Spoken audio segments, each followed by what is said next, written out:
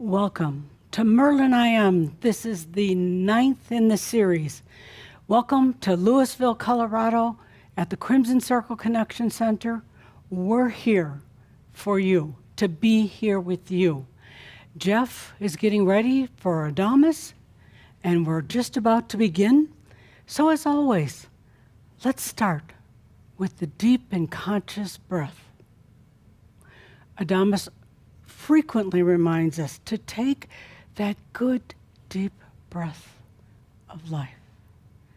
It's not about how fast. It's about just really allowing the energies to flow. Be with that good, deep breath. Be with it. Let all the distractions, just breathe them out, breathe them away.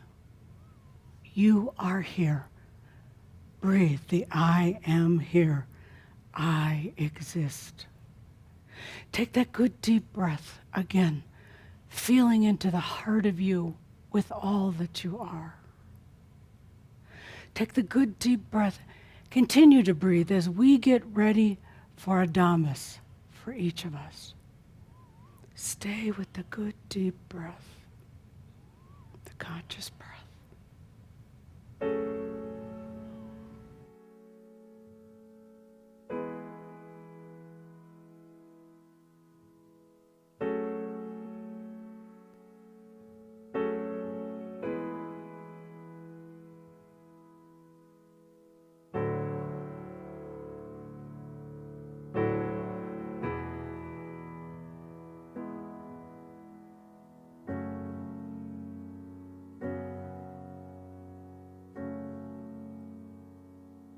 There is a space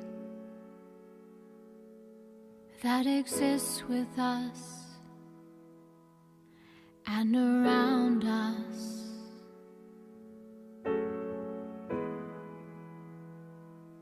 where angels sing on rays of light.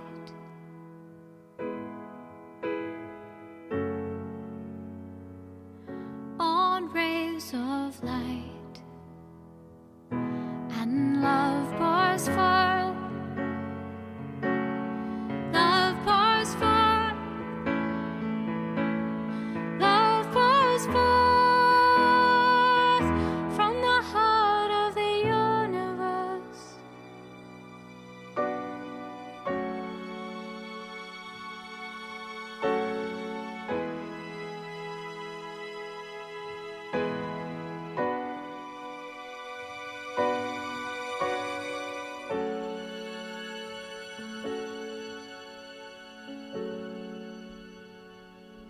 There is a space that exists with us and around us,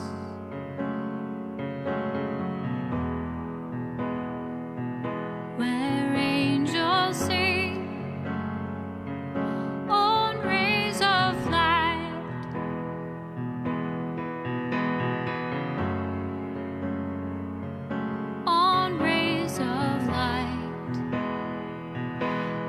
Love pours forth, love pours forth, love pours forth from the heart of the universe.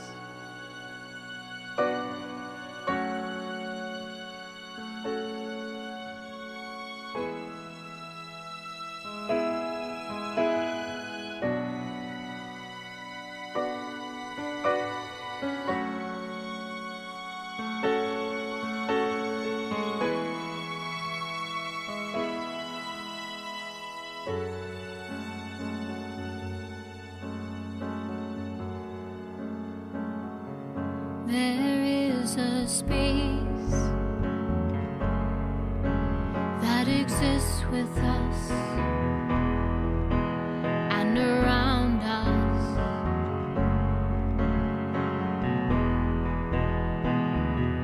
where angels sing on rays of light.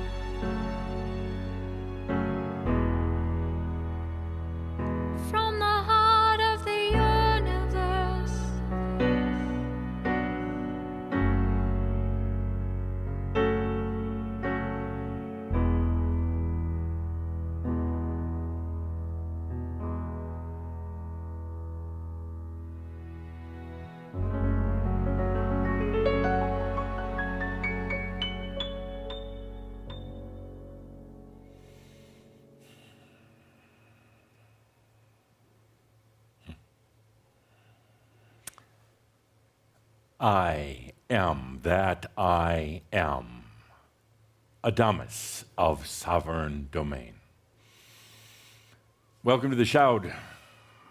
Welcome to Merlin. I am Shoud 9, live here from the Crimson Circle Connection Center in Colorado. Let's take a deep breath together as we begin our session today. We have a lot to cover, a lot to do in this session, so let's take a good deep grounding breath. Good deep breath as we begin this gathering. Feels good to be back on Earth, back in the physical realms with each and every one of you, back in the body of Cauldre. Yes, but before we go any further, there are first things first. As a visiting Grand Ascended Master, where is my coffee? We would love to have a cup of coffee. And as if on cue, thank you, dear Carrie. I'll stay with the coffee for right now, but keep them up here, Cauldre, or Linda might want to have them. Thank you. And would you mind saying hello to everybody out there in Chamberland? Shambra, I've missed you. And if you come visit, I'll give you a kiss on the cheek. But not for me. Oh, wait. Yes. You can kiss me. No. Thank you. We always appreciate Carrie Gallant and the great service that she provides to others. Truly a grand job she does. And a big kiss for dear Linda. Oh, lucky me. I understand that some of these social measures that you've had to tolerate in the past year and a half are starting to come to an end. So such a delight to be able to hug and kiss, and for some of you, other things now that you can do. We have a lot to cover today. The important part is it's going to be happening on many different levels. And get used to it. Life on different levels. Sometimes I know it's disconcerting. Sometimes I know you want to just be on that one little comfortable level that you like to stay at, but that's not where we're going with Shambra, with you. We're going to be operating on many different levels. There's going to be the spoken word today, of course. We kind of have to have that, at least for the time being. But there's going to be more than ever, more energetic communications in what we're doing today.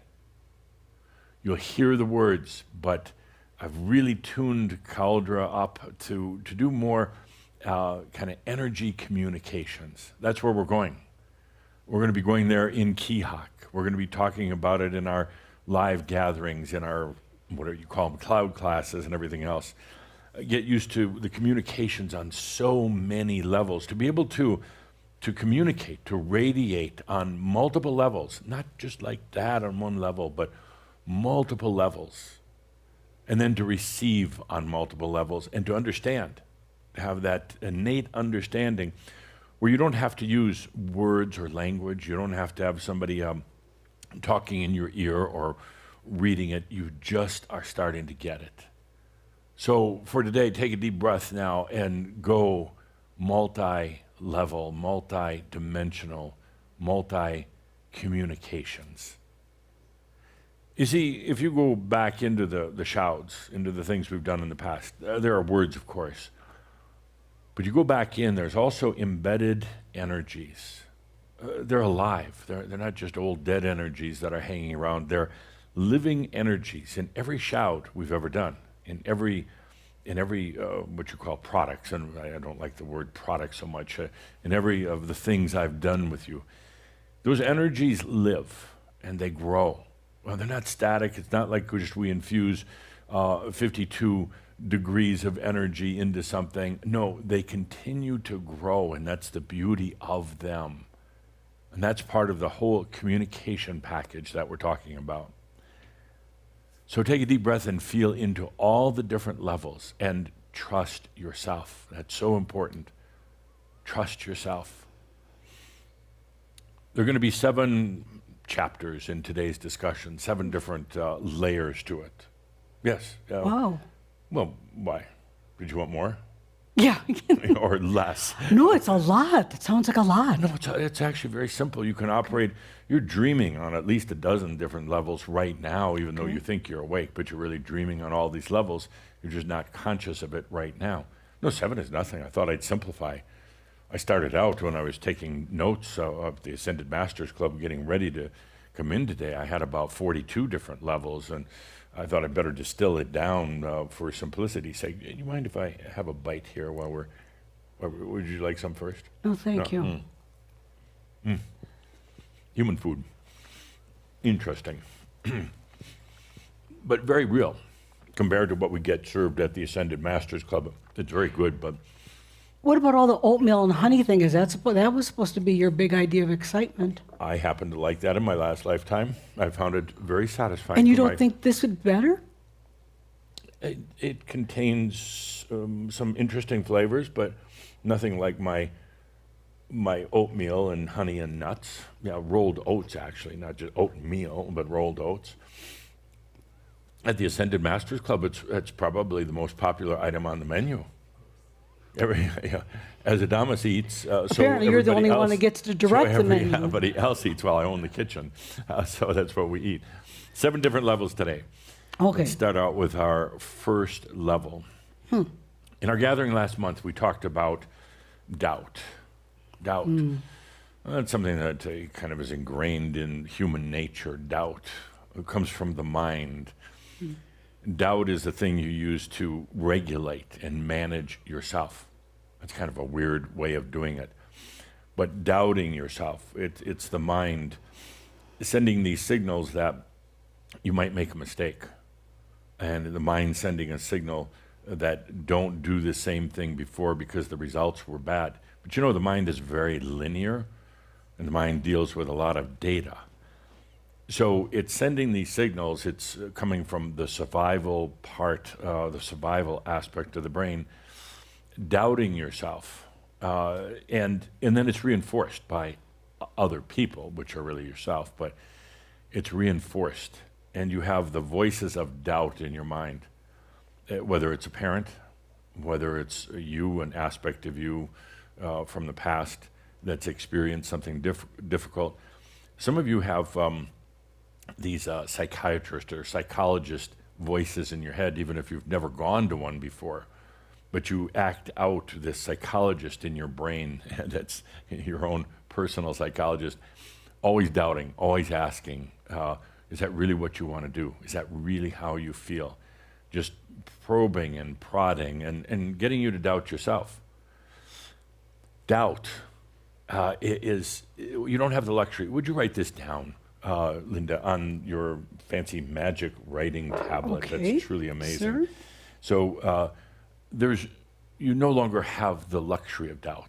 So is doubt number one or just doubt? You no longer have the luxury of doubt. Yes. And you don't. It's a game. Let's take it for what it is. It's a game that's played within the mind and acted out in your everyday life. You no longer have the luxury of doubt. You don't. It's a game that absolutely gets you nowhere. Many of you are familiar with your board games. Oftentimes you roll the dice and you move around the board trying to excel, beat other people. If doubt was a board game, you would never get anywhere. You'd just spin in circles. You'd never advance. You'd never make progress. As a matter of fact, you'd probably go backwards in the life game of doubt. Every roll of the dice would be a bad roll. That's beautiful, Linda. Wow. I haven't done it for a long time. I'm a little out of practice. With what? Oh, Writing. writing. Okay, I just wanted to make sure we're talking about the same thing. So if doubt was a board game and you roll the dice, every roll would be a bad one. Every card you picked from the stack when it came time to pick a card would be a bad one. Doubt is not going to get you anywhere. What's the benefit of doubt? Why even have it? Well, like I said, it causes you to regulate yourself. When you doubt yourself, then you're creating kind of boundaries. You're defining the walls. You're making your own box. You don't have that luxury anymore. You don't. You don't have the luxury in where we're going and what you're doing here on the planet to doubt yourself. And at one hand, it can seem exhilarating. On the other hand, quite frightening. Imagine for a moment, if you would, your life without doubt. Write that on the board, if you would. Your life without doubt. Feel into that for a moment. Suddenly you become aware of how often you doubt yourself. Throughout your day, a constant series of doubt communications coming up and hold you back. It keeps you small. It keeps you very flat and linear and local. You do not have the luxury of doubt anymore in your life. It's a bad game. And it's all it is. Nobody's inflicting it on you. There's not some kind of central command system for humanity that's making you doubt yourself. You played into the game, and now it's time to get out. Doubt, I would like you to write these also, just the individual words, or you can put it in a sentence. Doubt is a rapist. But I'm not doubting myself. I know the words that I use. Doubt is a thief. On the same page? Anything you'd like, dear. It's your device. Doubt is a thief. A thief? I'm sorry, I have to eat here. It was a long journey. Coming from the Ascended Masters Club, it's a long way away. Then I get a little hungry. Doubt is a thief, and doubt is a murderer. Wow. Of energy, of your energy. Doubt is a rapist. It's a thief. It's a murderer of your energy. That's exactly what it does. And I'm happy to use very bold words like that, because that's exactly what it does. Let's stop dancing around it. It's a rapist. It rapes your energy. It takes it away, makes you doubt yourself. It's a thief. It steals from you. It steals not only life force from your body and your mind, it steals your real identity. It's a murderer. It kills the real I am that you are. It murders the Merlin, the magician that you are. And you don't have the luxury anymore to play that game. It's done. Every time you feel doubt, go beyond it. Every time you sense that doubt coming up, go beyond. We'll have a word here in a moment. What's the opposite of doubt? We'll come to that in a moment. Bring that word in and go beyond it.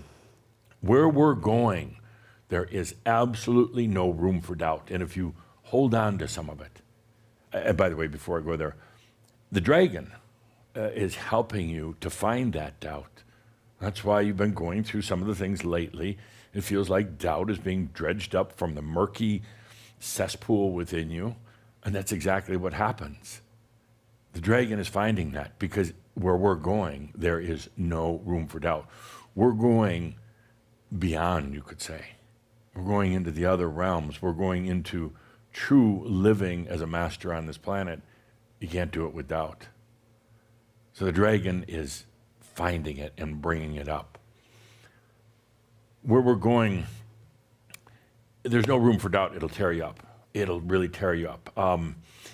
Imagine an astronaut getting launched into outer space and carrying too much weight in the space capsule. They kind of overloaded it. The astronaut at the last minute, when nobody was looking, put a whole bunch of extra supplies and blankets and food and tools and survival kits and everything else in the space capsule because he was frightened. He thought he might need them. But now he's in outer space, and his capsule was designed for a certain amount of weight, but it's carrying all this extra baggage. What's going to happen? It's going to tear up this capsule. It either not get to where it's going, or it's going to be so off course, or it'll simply rip it apart, tear it up. That's what doubt is like. It's extra baggage. And why you would even bring it on board, I don't quite know, other than you've just gotten used to doubt. It's like an old bad friend that's always there, but you rely on it. When you're in a situation where you have to make a decision, you have to decide to do one of 3 or 4 things, and you bring in the doubt to help with the decision making, Can you imagine what a crappy decision you're going to make based on doubt? Let's say there's an opportunity, something new, exciting, different, adventuresome. And now it's time to make the decision, but doubt comes in. So, well, I don't know if I can really do that, or maybe I'm just making this up. There's a few things I just don't like with Shambra. Other than that, you can do anything you want, but I don't like when you say the "I don't know" phrase. I'm not saying that I don't know. I'm saying that you say I don't know. Okay. And also, just when you doubt yourself, there's no room anymore for that where we're going. It'll tear you up. We're going out. We're going beyond. We're going into a whole new level of consciousness and communications. And if doubt is your companion, you'll never get off the ground. And even if you do manage to get off the ground, it won't be pleasant. So let's take a moment here together with Shambra from all around the world. Take a deep breath and let's go beyond doubt. What are you doubting anyway? The only thing to doubt is your humanness. The only thing to doubt is that doubt in your humanness that tells you not to soar. It's kept you here. Now, we could have a long discussion about doubt, but basically, you don't want to appear different. You don't want to appear to make mistakes or to be a failure in other people's eyes. It's actually not so bad in your own eyes, in your own self-perception to make a mistake. You can get over it. You can tell yourself, well, it was a mistake and things didn't work out like I thought, but it really wasn't a mistake because I'm going to go with it and watch how the energy kind of continues to cycle back, and it really wasn't a mistake. It was just part of a whole process of experiencing life, not a mistake at all. If you allow the energies to swirl and to continue opening, you realize your mistake wasn't a mistake at all. So what you really worry about, what you really think about is other people. Was it a mistake? Are they going to look at you and say, boy, that was dumb. That was really stupid. Why did you make such a mistake? And even if they don't say it to your face, which generally they don't, but they're thinking of it, and they're talking about it with other people. Did you see what Linda? I'm sorry, you have to represent the whole audience today. Oh, thank you. Did you see what Linda did? Did you see that dumb mistake she made? That's the one that's the one that really gets you. I mean, with your own self, you can kind of deal with making some mistakes, doing some dumb things, because you come to realize, as we really get into the nature of time, you come to realize it actually wasn't a mistake. It was a stepping stone. At the moment when you stepped on that stone, maybe it didn't feel so good, but yet on the other hand, it was an important part of the whole swirling of energies that are ultimately serving you. But then the human thinks, yeah, but what does everybody else think? That's the tough one. That's the tough one. Again, we'll come to that in a few minutes, what to do when you're in that situation of doubt. But imagine a doubtless life. We've talked about the powerless life. Imagine now the doubtless life. Let's take a good deep breath with that. Number 2, time. Time is a fascinating subject. Time is something that even the physicists don't agree on. Time is not a constant. Time, it is when it's on your hand, you think. But from a scientific or a physics standpoint, it is not defined. It is not actually real.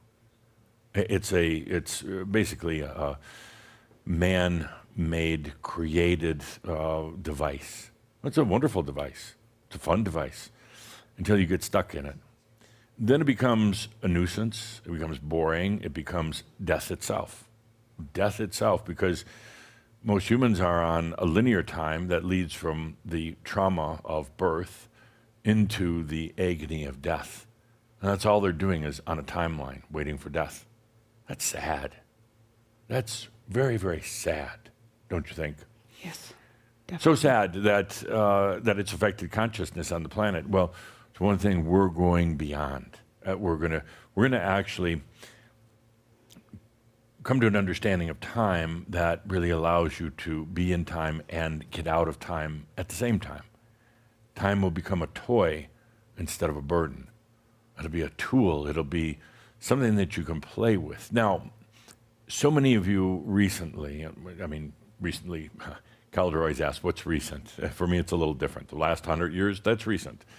But in your human recent time, in the last few months, and particularly in the last couple weeks, you felt time distortion. It's confusing. It's a little bit fun in a way, but it's confusing, and it's frustrating if you try to keep routines throughout your day. You've been feeling time distortion, and that's a good thing, because here's what's happening.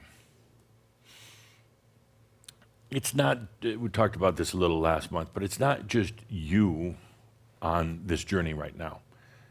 I mean, not just the you that you see in the mirror every day. You have a lot of company right now. You have a lot of associates, colleagues that are part of this journey right now. They're your past and your future. You're carrying, you could say, the weight of them, but also the joy of them. You're carrying the responsibility of them, all with you right now. Here's kind of what's happening. Linda, I'm going to ask you to draw a chart use a full sheet of your paper here. Okay. And draw kind of a funnel shape, Okay. funneling down, and draw it kind of nicely, artistically. Well, And I'm not that good with the iPad. At the bottom of the funnel, Yes. actually label this funnel the now moment. Okay. And at the bottom, just now is good.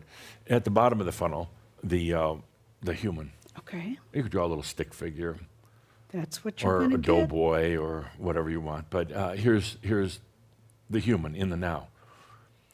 And now draw an arrow, one coming from 10 o'clock, one coming from 2 o'clock, down into the funnel. Okay.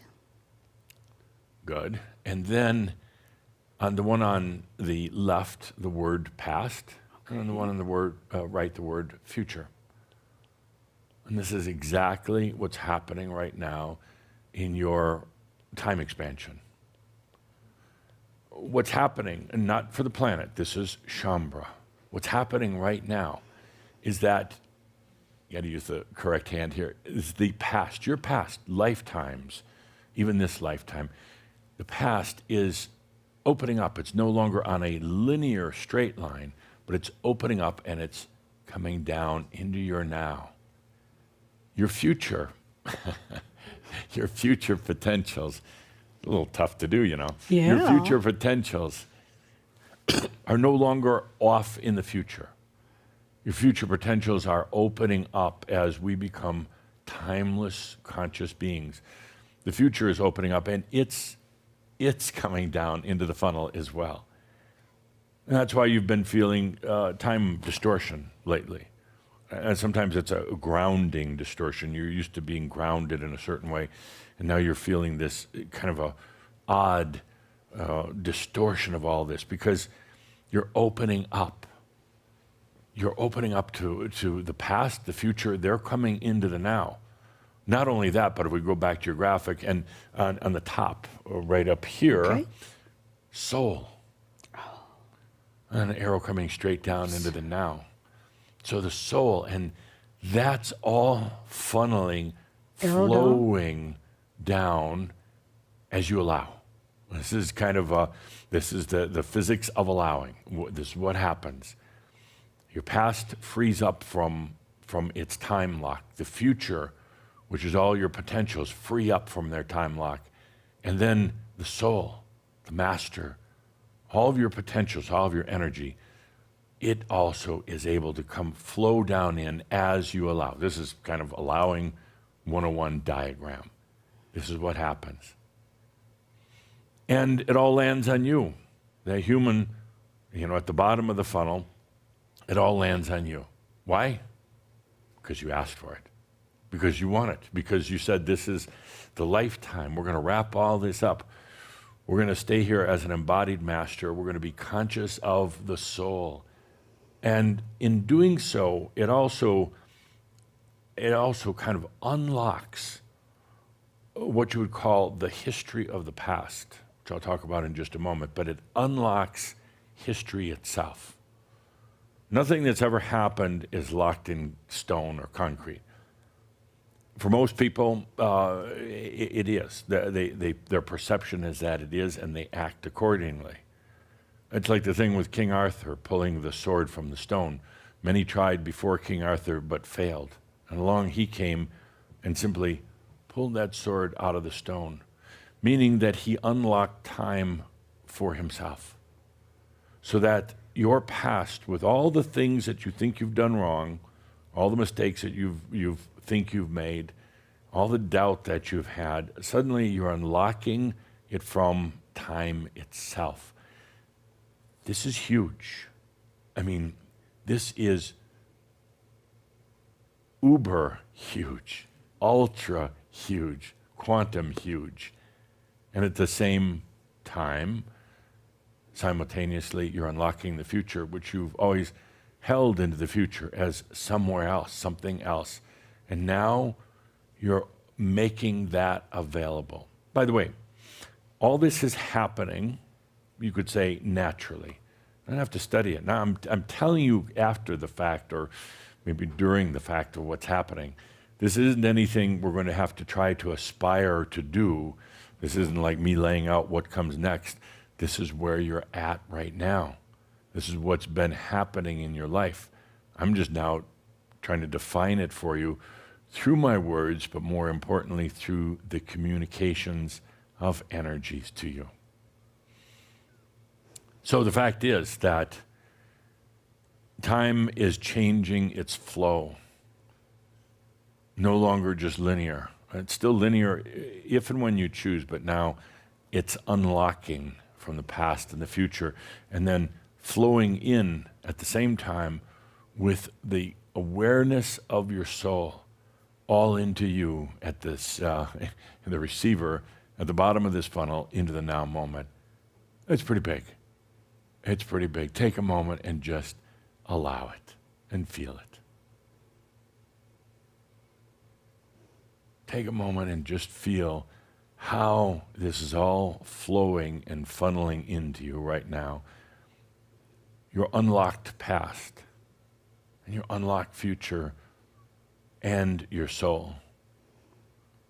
I talk about soul, I define soul in Master's Life 14, now available at your favorite Crimson Circle store. Little promotion on the side there, dear Linda. It's pretty good information. It is good. It is awesome information, and you know why? Because it's your information. Of course, I communicated, I verbalized it, but it's your information. It's what you're going through. We wouldn't be doing any of this if you weren't going through it. And then working together in what we call the shout, kind of the group voice, the group communication for all, it's turned into things like Master's Life. But it's because of where you're at. Next chapter, number 3. The real history, your real history, is in your heart. It's not in your mind. It's not data. The real history is absolutely not data. Now, you look at history, and you look, let's say, history books, history of the planet, history of your country. Is number 3 history?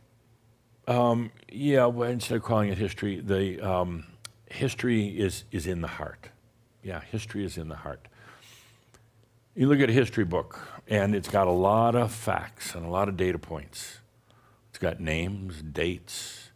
It's got a lot of facts and figures. And that's what people believe history is. To a degree, yes, but it's only one aspect, one layer out of dozens, hundreds, maybe thousands of layers of what the real overall history is. It's a difficult concept to grasp at first, and that's where I ask you to just feel into it. Some of you are really starting to get it. The past is not what you think and doubt that it was. And when I say doubt, I mean your doubts from the past. It's not at all. What you have generally is a series of data points that you think are what actually make up the past. And you think somehow this is stored in your mind. You've got all this history, these you got little movies, you got pictures, you got remembrances, you have emotions. They are not stored here in the mind. There's nothing like that in there. Where would they be, huh? In some of the fluids in your mind, and some of the amino acids, and some of the other things that are in your brain? No, they're not. Nothing is stored there. All memories are kind of in a cloud. And yes, there's a very clear analogy between your computing systems that deal with data and how now you're putting them in the cloud. You know, they're not residing generally right in your computer, because it's all emulating. It's all kind of copying the whole human process. So you've got all these data points and memories. They're stored, they're contained like in a cloud, but the cloud isn't anywhere. I mean, you couldn't go out and try to find it in the heavens, just like there's no akashic record of the planet or the universe. It just is, it's there. Now, that being said, there are, let's say your entire history, everything you've ever done and experienced, everything you know, every thought that you've ever had, isn't stored in a place, but it's there. Where is it? It's just there. I mean, it's like in the thin air, and it's nowhere to be found. It's kind of strange. However, there are electromagnetic qualities to all of this that can be detected. And when they are detected, it's a little bit of research is going on right now, but not much. But you'll see in about 3 or 4 years, they'll be able to start detecting what I would call kind of thought bays or memory bays near or around a person. Now, they're not really there, other than it's kind of where you and how you pull them in. It's kind of like part of that funnel coming in. And they have electromagnetic qualities to them. So they're going to come to the conclusion that you've got this kind of an aura field around you, for lack of better words, and that's where all of your thoughts and memories are stored. That's actually not true, but that's where they become detectable. Back to the point. The real history of who you are is in your heart. And I don't mean this heart right here. You know what I mean by the heart. It's in your feelings. It is in your knowingness. It is in your nost. And where is that? Well, it's not in your head, and it's not in the physical heart. It's just here. It's part of all that you are, and it doesn't need to exist in a place, nor a time, nor in matter at all. It doesn't need to. From the human mind would like to think it exists somewhere. It has to have a defined space and be in a defined time, but it's not. It doesn't need that, and that's the beauty. That's the freedom. It doesn't have to have that definition.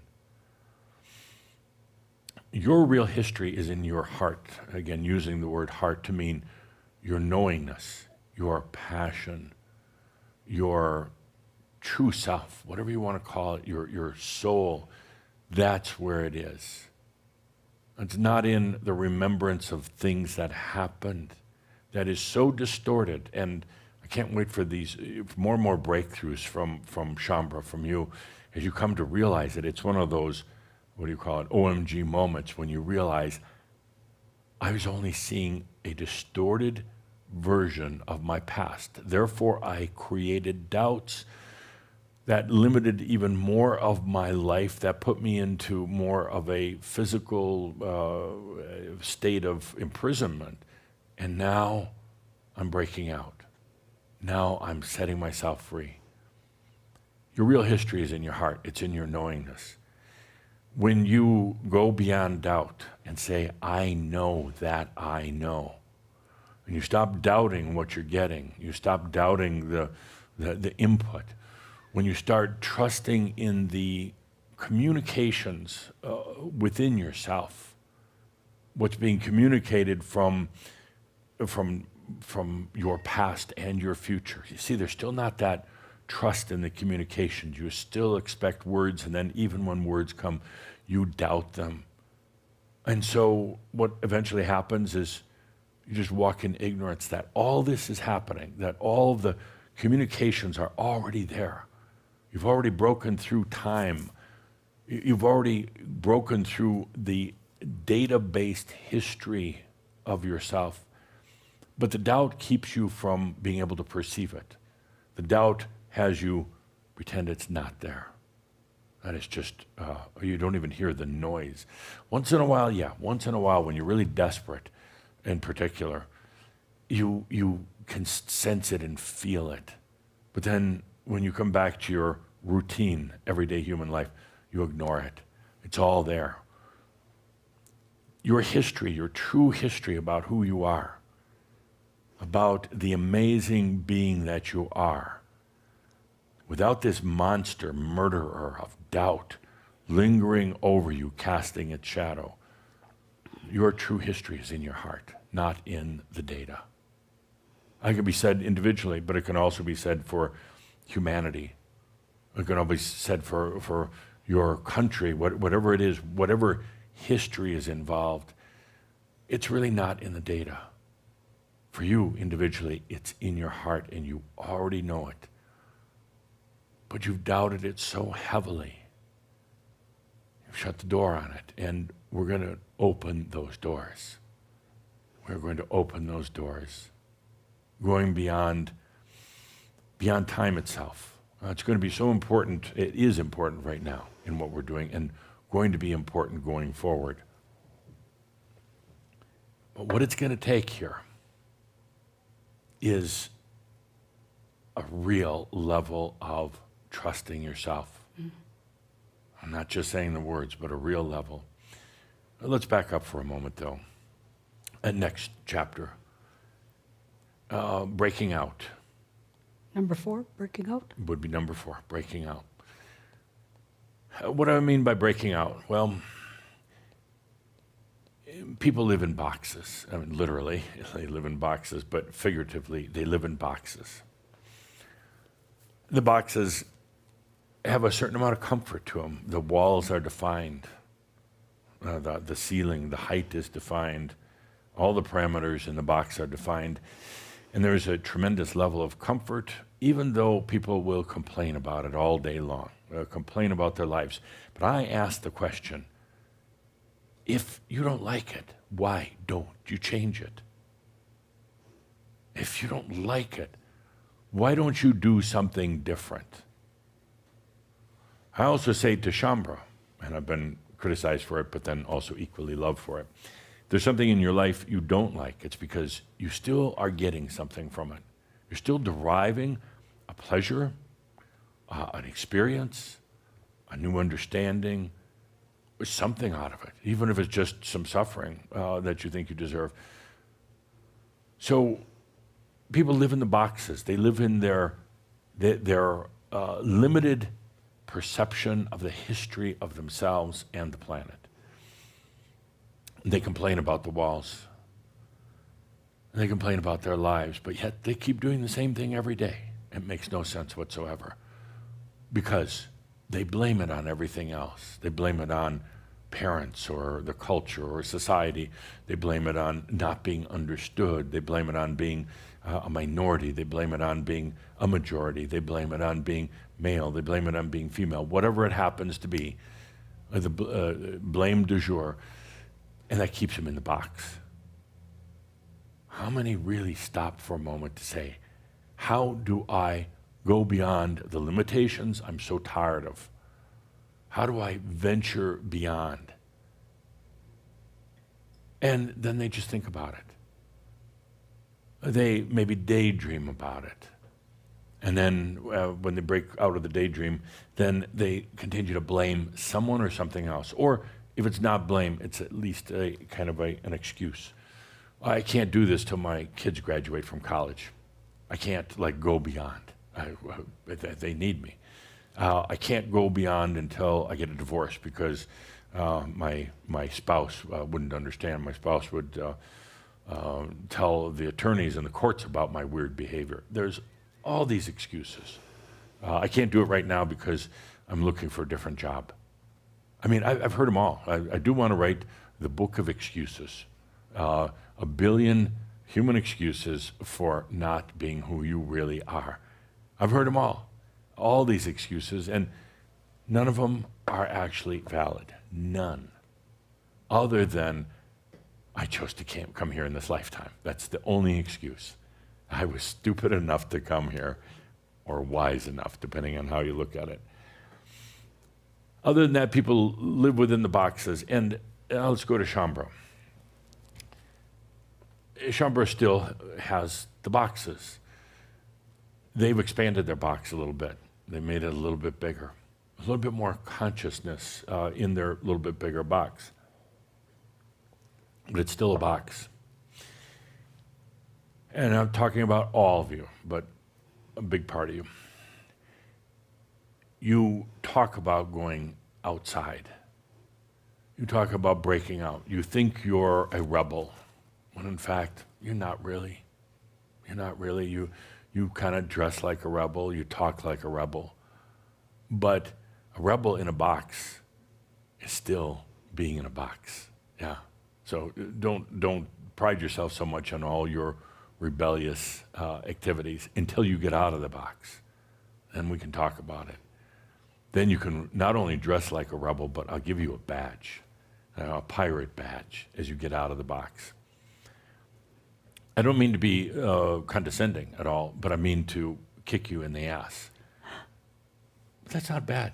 No. And that's why, actually, if I did ass kicking, like You an mean physical ass kicking? Yeah. If we had like an ass kicking day here at the Crimson Circle Connection Center, and for $100 US, you get your ass kicked by me, and for $150, it would be a little harder ass kick, and for $250, be an ass kick and a slap in the face.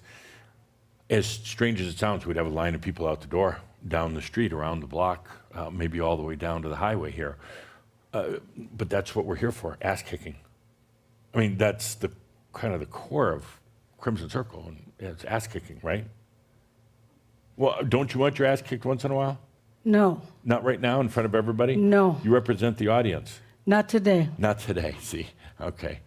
No, I think actually that's a great idea. Maybe sometime this summer yet we'll have an ass kicking day when more people are available to come. Well, we have some sort of injury disclosure thing that they have to sign to say that. See, there you go. Blame it on somebody else, and we have to have disclosures and lawyers and everything else. And and disclaimers. If you want, but Okay. Actually, all they have to sign is an agreement. I want an ass kicking from Adamus, and I'm willing to pay for it, and then sign the name. That's complete disclosure and agreement. It's good contract law. Interesting. Yeah. I choose to have my ass kicked by Adamus. And then you get a little badge afterwards. I mean, like a badge of pride. I got my ass kicked by Adamus. You get, for an extra $100, you get your photo taken during the ass kicking. I think it's a great idea. What are you drinking? I don't Carrie made it. It tastes very unusual, kind of earthy, kind of, has a kind of a pungent smell to, I don't know what it is. Mary Jane or something? Anyway, back to the point. Breaking out of the box. Where we're going, we have to break out. We can't just think about breaking out or making a little bit bigger box. The difficulty of breaking out is that the doubt will stop you. It will say you're going to go crazy. It's going to say, what are other people going to say? It's going to say you're going to get lost in some sort of kind of a metaphysical hell, all these thoughts come up. And what if you do break out and you can never come back? What if you break out and nothing's there? What if you break out and now you're going to be even less a part of life than ever before? So you come up with this whole myriad of your breakout doubts. But my dear friends, I have to say, with a level of impatience, we have to break out now. We have to break out. It means absolute trust in yourself, not in me, not in anybody else, but absolute trust in yourself. And you've been coming down to this moment for a long time, and you've been avoiding this moment for a long time.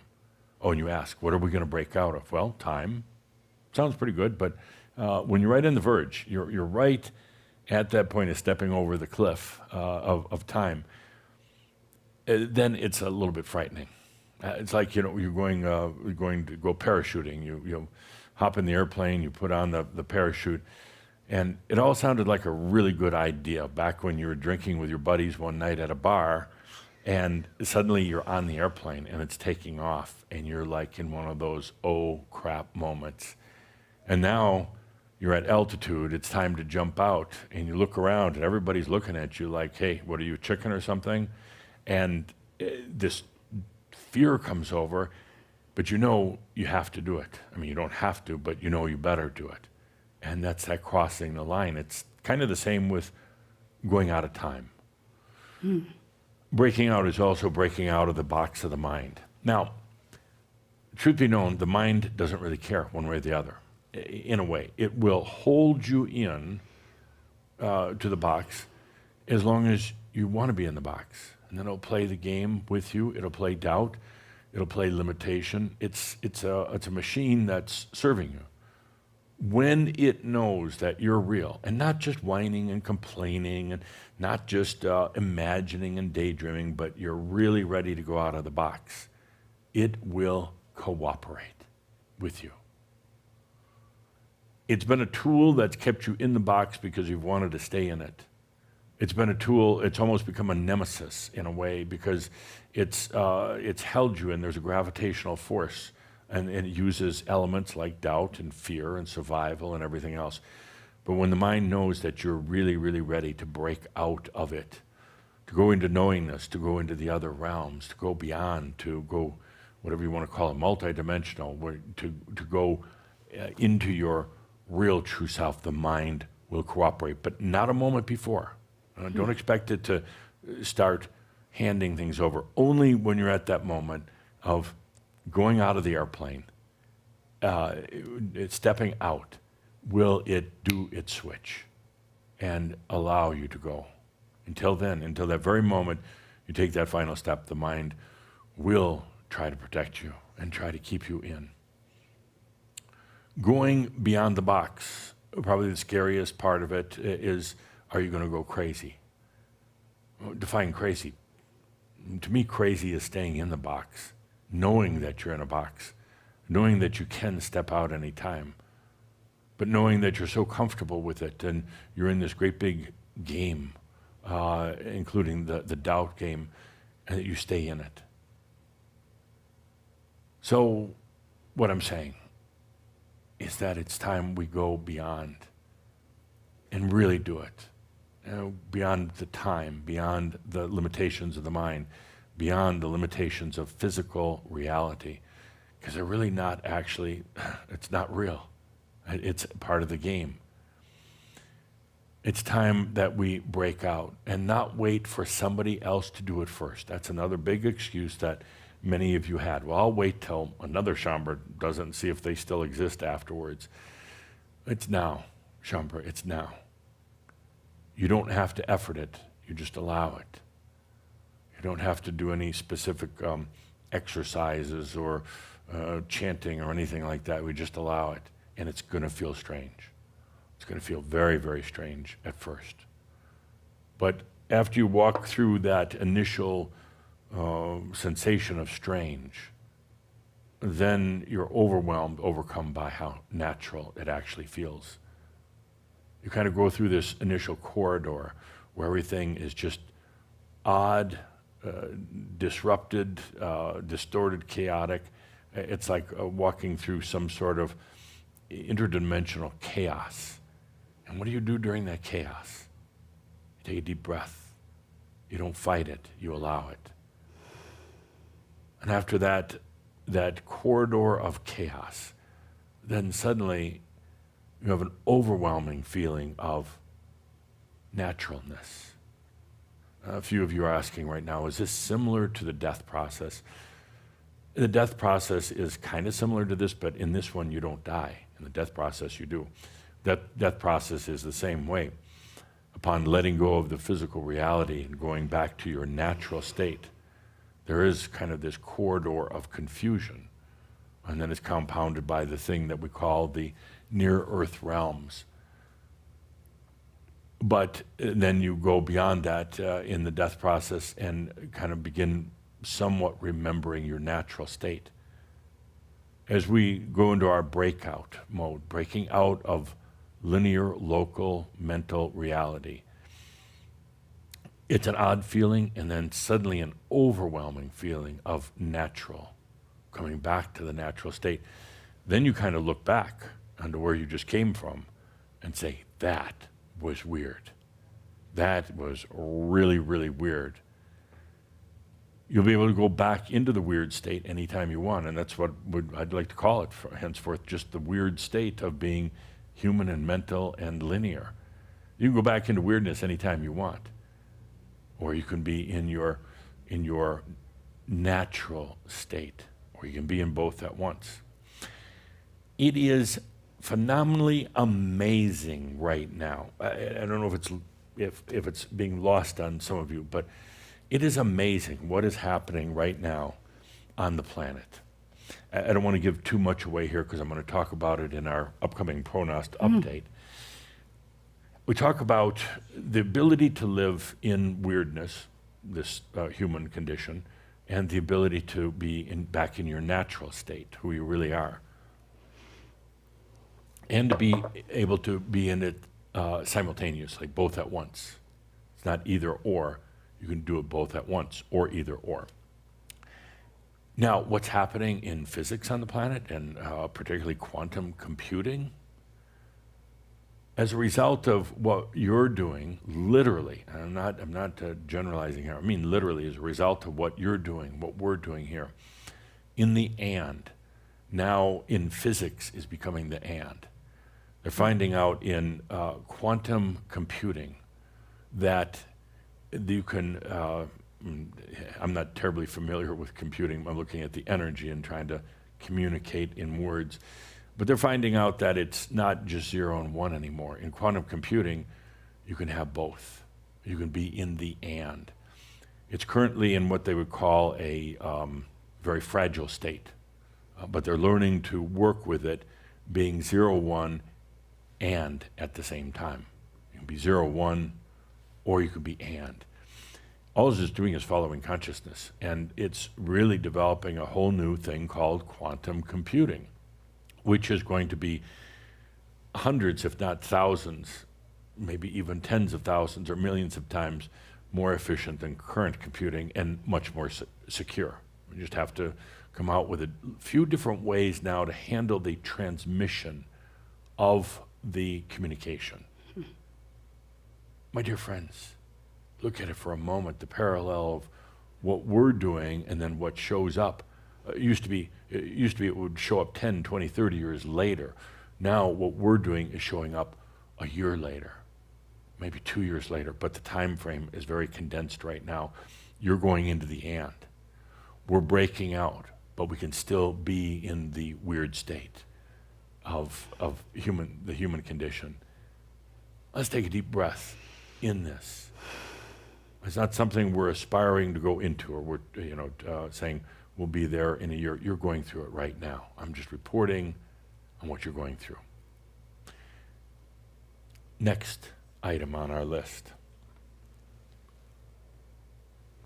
I believe this puts us at 5. Yes, sir. Ultimately, what is the opposite of doubt? You know doubt well. It's a close friend. It's a friend that keeps coming to borrow money and time and energy and everything else and never pays it back. Or the opposite of that.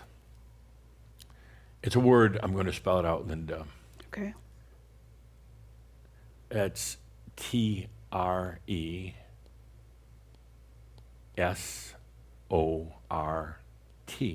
tresort. And there's a little dash above the E, tresort. We've talked about a similar term in Kihak, trésor, without the T. Trésor is the French word for treasure. And trésort is a variation of trésor, but trésort with a T simply means no doubt, no doubt. It means finding the true treasure of trusting yourself once and for all, unconditional. In the unconditional trust of yourself and returning back to your natural state, there are treasures beyond what the human mind could possibly fathom right now. When I say treasures, I'm not talking about gold and silver and rubies and diamonds, but those are nice. I'm talking about the treasures of yourself, coming back to your natural state of being while still being in the body on the physical level. Trésort. When you encounter doubt as you go beyond the box, and again, we're not building bigger boxes. We're done with that.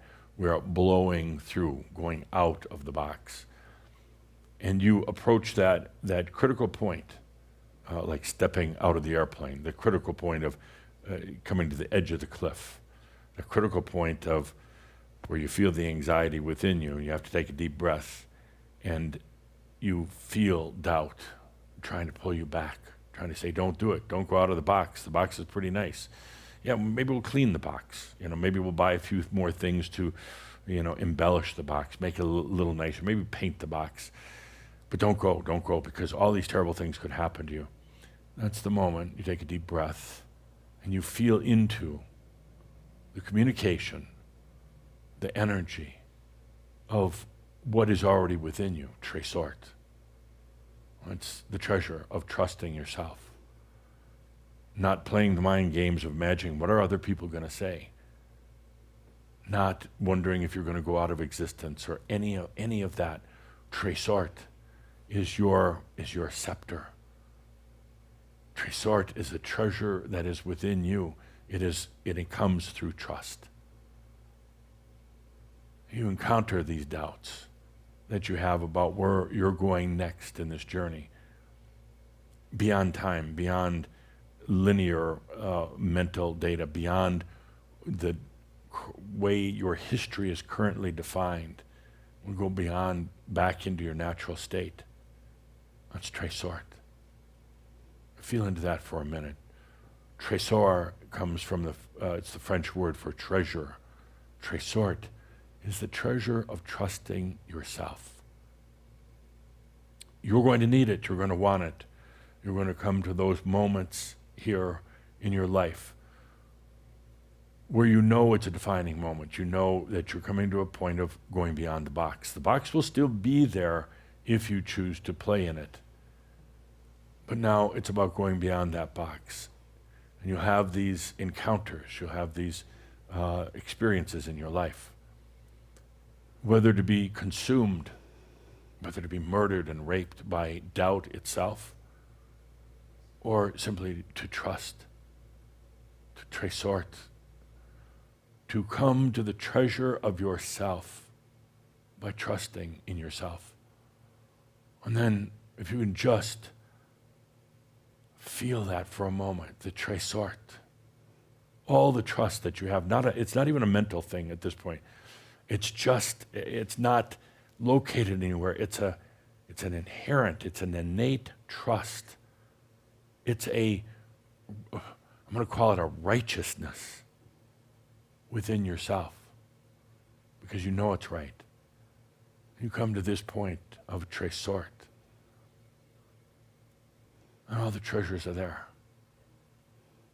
And just blows the box wide open. And you're out. It feels a little strange at first, but you're out at last. You're no longer defined by time nor your history. nor your physical body. And this too is where we can then really start working with the free energy body. Shambhar keeps asking, when are we going to do a free energy body? When you get out of the box. Because otherwise you are playing a game with yourself. You're pretending, you're denying your physical body, you're playing a game from within the box, and ultimately it all falls apart. But as we go beyond, with Tresort, with the absolute trust in yourself, not anybody else trusting in you, not even me, but absolute trust in yourself, then you behold all the treasures. Let's take a good deep breath with that into Tresort. It is the trust in yourself. It doesn't have to come from the mind. You don't have to make up these little games. I trust myself. I trust myself. It just is. You just trust yourself. You don't need a lot of verbiage. You don't need a lot of little cliches. You don't need any feel-good statements. You don't need any of those posters that some of you still have up on your walls, the optimism posters. Tear them down. Tresort, it's within you. It's not on a poster on the wall or a bumper sticker. Trusting yourself. Oh, you know what that's like. You have kind of this inspiration, a knowingness to do something, to go somewhere, to whatever it is. Then that doubt, that murder comes in, that thief comes in and steals it from you. That's when you hold on to that scepter and feel into Tresort. Not just the word, but it is an energy communication that's constantly being, you could say, radiated, emanated from your soul. Tresort, and now you have your past coming in, your future coming in, your soul coming in, all into the now. And they support everything that's going on. There's only one little bug in the box, and that's the doubt.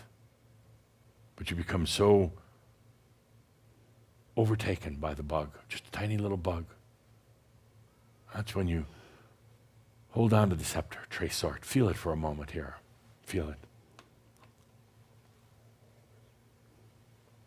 And our next item on the list, our next chapter, something that has to be addressed. So go through all these things, and I know it's been exhilarating and difficult at the same time. Well, there's one more thing that happens right about now. And some of you have been truly experiencing this lately. It's a difficult one. It's loneliness. Loneliness. It's part of the breaking out process. It's part of the going beyond. And you think you've known loneliness in the past, and suddenly loneliness is felt in a whole new way. It's a beckoning, it's almost a gravitational pull from, you could say, mass consciousness, from some of your aspects from the past. There's loneliness when you are releasing your family, your ancestors. There's a loneliness when you're releasing mass consciousness. And some of you have talked, and I certainly can agree with you in many ways, saying, I just want to be alone. There's a difference being alone and then feeling a tremendous loneliness. At the core of what's happening is that human self that you've identified with, a human self that was the only thing you really actually knew about yourself. Even that's transforming, appears to be going away. It actually doesn't. It's simply evolving. And suddenly there is such a loneliness. It's not even not having family and the friends, not feeling part of mass consciousness, and suddenly even your own human self seems to be going away. An overwhelming sense of loneliness. This is simply part of the whole process that's going on. Don't get too upset about it. It will pass. It's a transition from where you were, who you were, into what you now become. this sense that you're totally lonely. And then along with it, a longing. A longing. Maybe you should try to go back to the family and friends, back to an ex. No, you're shaking your head no to that. Back to whatever it was. The comfort of your, what you call your social units, your family units. You know, it wasn't like you left, for most of you, not that you left out of spite or anger. You just knew it was time to leave. You knew you had to break a lot of old patterns and chains, not only for you, but for them. It wasn't like you left because you hated them. You had a knowingness that you had to go for something on your own. You had to get away from the rest of the herd in order to find what you were really trying to find. You had to get away from all the rest of them because there was too much noise and confusion and judgment, and there's too much box. And you did, but you didn't know it at the time. But the beauty of what you were doing and what you are doing right now is you're freeing yourself, but ultimately you're freeing them as well. They don't really understand or know it right now, but ultimately you're breaking the chains. A few links here and a few links there, but pretty soon it's like the domino effect. All the links in the chain start breaking. First in your ancestry, next in your own past life lineage, and then it goes into mass consciousness. And those who are ready to be free, truly free, simply step out of the shackles. But back to the point, loneliness, yes. There are days that can feel very, very lonely. And when you go beyond the box, you think you're the only one out there. You'll find out that's not true, but initially you think you're the only one out there. And you think perhaps you're lost in some lonely reality where it's only you. But even the you that you used to know, the human you, isn't even there. And while at one point you would have thought this would bring such a sense of delight and satisfaction, you're in your own space. You're in your own sovereignty. I think this would be a reason for celebration. Suddenly, the deep loneliness. This too shall pass. It's just part of the whole process of truly coming into your sovereignty. Then you realize you're never, ever alone. You realize the beauty of all your aspects that are now facets, all your past lives and all your future potentials and all the other soul beings, but on a whole new level. Let's take a deep breath with all this. When loneliness comes, when this loneliness comes, I ask you to be in it, to experience it, not to fight it, not to try to find your way out, but immerse yourself in the loneliness, because there are treasures within it. Let's take a good deep breath and bring this all to a Marab. Marab. 7, Marab. Yay. But that's not a chapter. Let's put on the music. Take a good deep breath. We've been through quite a bit today. But it doesn't really seem like that long, does it? We've been through a lot in our discussions, but maybe it only feels like a few minutes. Oh, some of you are saying it feels like days, but so much going on right now. The pace is so fast. Unbelievably fast. Crazy at times. We're having more discussions, gatherings, and what you call your dream states than ever before.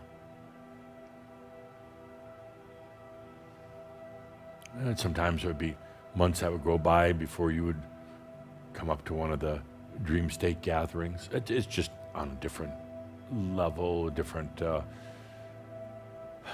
of a dimension, reality, landscape. You go months at times without dropping by to visit, but been getting pretty busy lately. It's going so fast.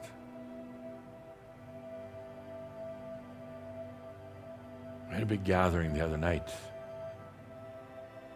There were literally about 8,000 Shambra there at this gathering. Now, it doesn't take up any space, so you don't have to worry. And we're in a COVID-free dimension, so no face masks were required. We all gathered just to be. There wasn't a long list of speakers or lecturers. It was just time to be together, to realize that you're not alone in this. A time for fraternity, for just realizing, remembering why you're here. You know, in these gatherings, there's not long lectures. I talk once in a while. Kuthumi was there. He told a few jokes. He's kind of my warm-up act. He doesn't like when I say that. We talked about the very things that we talked about today, because it was there that we said, here's what we need to talk about. Here are the 7 chapters, the 7 points that the human needs to hear. Here are the things that need to come through the energies. So you distilled all of this. I distilled it even further and brought it from, 50 some odd points down to 7. But when you feel into what's really being communicated, there are thousands and thousands of levels. 7 spoken points, but thousands of energy levels. And the culmination of this gathering, so many Shambra there. Culmination was that this is the way. A lot have dropped out along the way. The group consensus was that it's been a tough journey in many, many ways, but this is exactly what we came here before. It was kind of a point of separation at this gathering.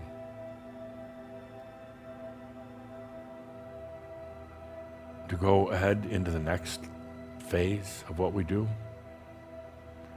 or just to kind of like hold back on the throttle, just to kind of let everything catch up, absorb things. The shouds would maybe just be kind of reiterations of what's already been said. Nothing really new, just kind of more opportunity to let it soak in or to go for it. With over 8,000 Shambra there in this dream state gathering, there was actually only 6 that didn't want to go forward faster. And it probably wasn't any of you who are watching here right now. Everyone else said, yes, this is the way. This is what we came here for. Well, it's very difficult at times carrying all of this within you, going through all these changes so quickly. It's also your passion. So you said, Adamus, talk to us about what we've talked about here today in this dream state gathering. Summarize it. And as you're summarizing, as Kaldra is channeling, we're going to be flowing our energies right back through from dream state into this day here in June, at the June 2020 or 2021 shout. We're going to be flowing our energies right back through. You say the spoken words, Adamus. We're going to be flowing 8,000 strong. This is the way. That's why we came here.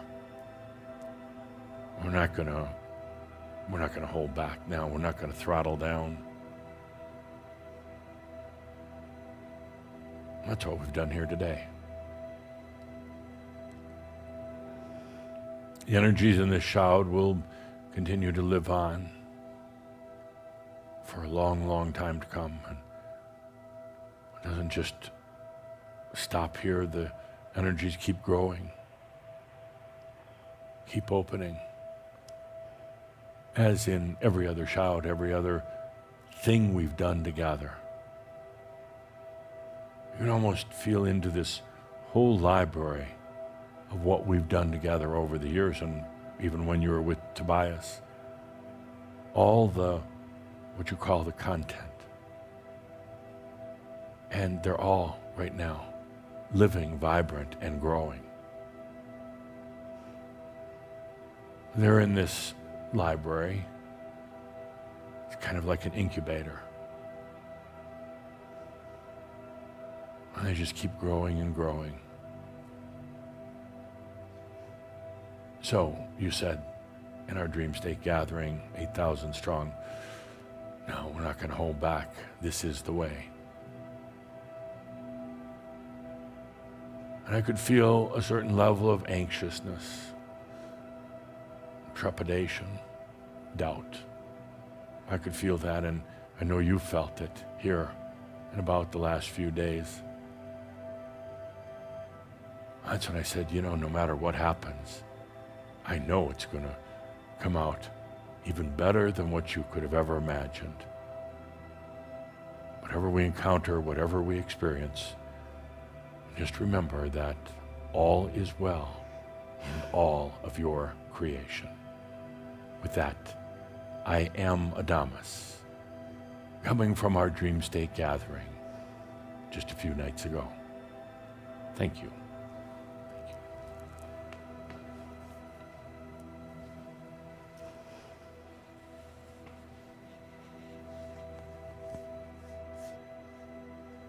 Just stay with it.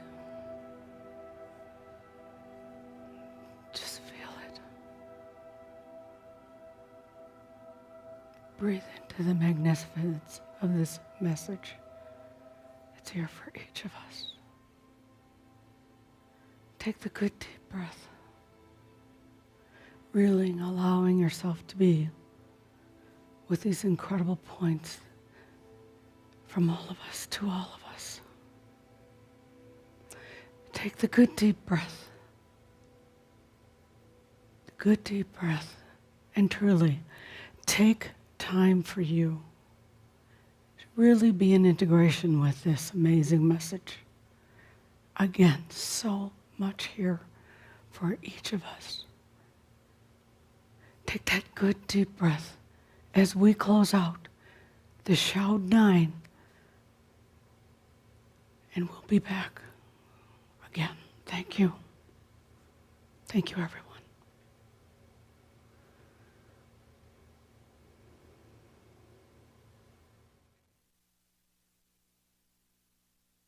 Consciousness reset. But what we have here happening on the planet right now is something at a very deep level. I mean, it shakes it and it rattles it, because now there's enough people questioning their old ways. They question the institutions and the systems as well, and changes will come there, but the changes that are happening right now are on such a deep personal level, and that's what we're going to feel into in our session. Consciousness reset.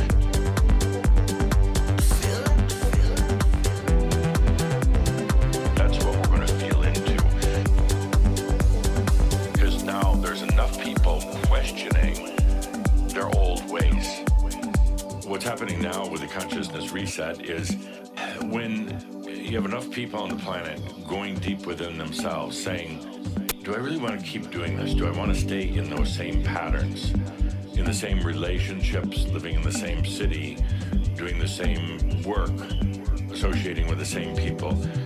You'd have to go through layers and layers, doorways and doorways. Feel like I'm finally free. Consciousness reset. It's happening on that deep of a level. Feel like I'm finally free. It's happening on that deep of a level.